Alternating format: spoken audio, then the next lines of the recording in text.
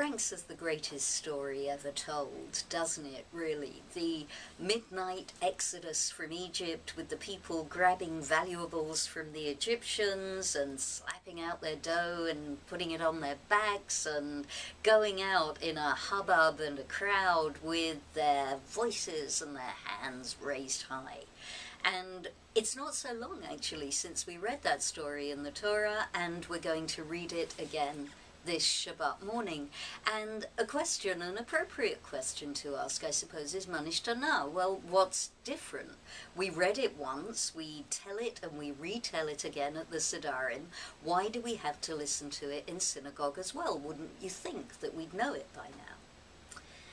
And I think the answer to that question lies in the way that the Torah reading for this Shabbat morning sits in partnership with its Haftarah.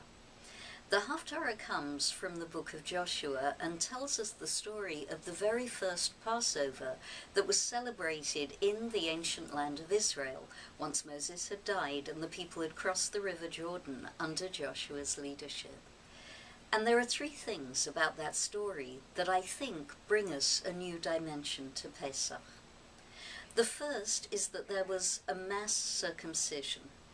The generation of the desert had not been circumcised, and so, as a sign of entering again into the covenant, the males were circumcised. The second is that immediately after the circumcision, the manna stopped falling.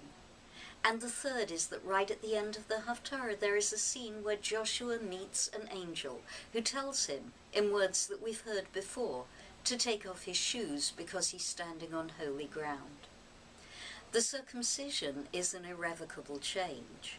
The stopping of the manna is a sign that the people have to now feed themselves alone.